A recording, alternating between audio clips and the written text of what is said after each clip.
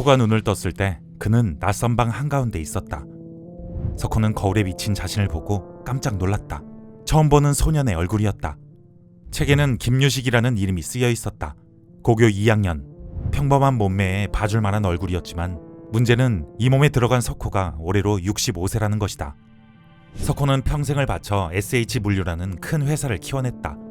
많은 부를 축적하고 회장직에까지 올랐지만 그는 폐암 말기로 시한부 선고를 받았다. 온갖 치료에도 불구하고 그는 어제 새벽 자신의 아파트에서 죽어갔다.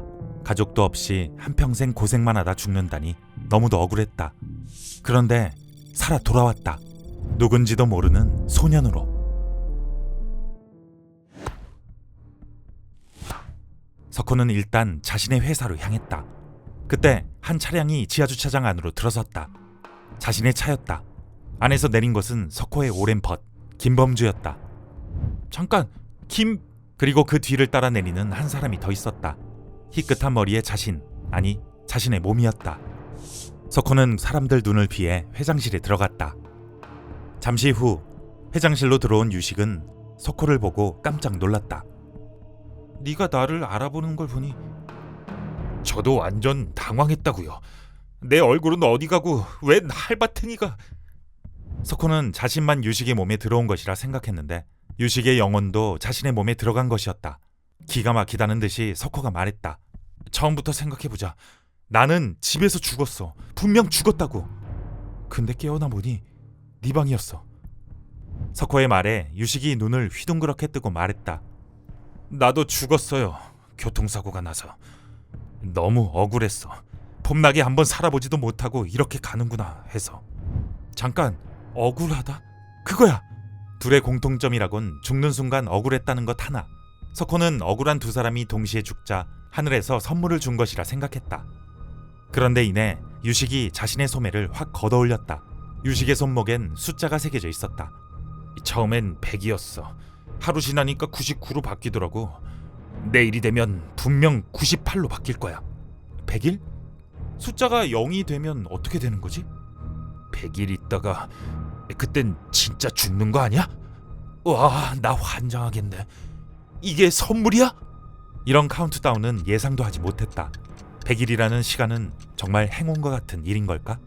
근데 할바탱이는 어떻게 죽었어? 폐암. 뭐?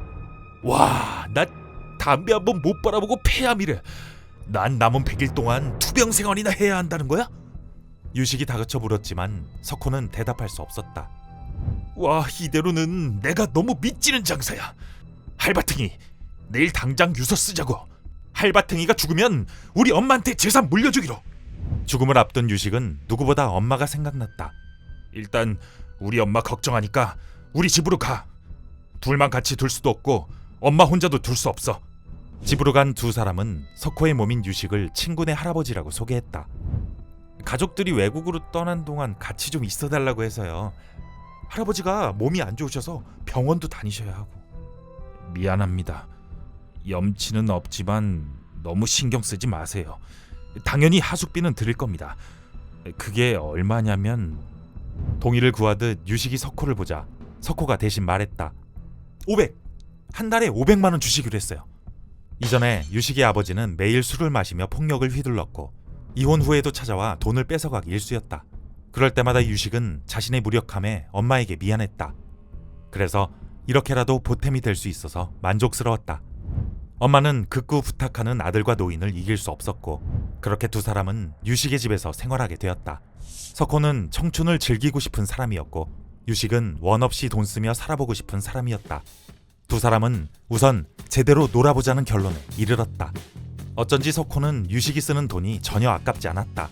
유식의 집은 작고 초라했지만 사람 사는 냄새가 났고 유식이 부르는 할바탱이라는 호칭도 좋았다. 그런데 며칠 후 외출을 다녀온 유식이 이상했다. 유식은 잠깐 화장실에 다녀온다더니 한참이 지나도 화장실에서 나오질 않았다. 곧 화장실 안에서 격렬한 구토 소리가 들려왔다. 화장실에 들어가 보니 피로 가득 찬 욕조에 유식이 널브러져 있었다. 유식이 눈을 떴을 때는 병원이었다. 유식은 석호를, 아니 자신의 얼굴을 들여다보며 말했다. 내 몸 돌려줘.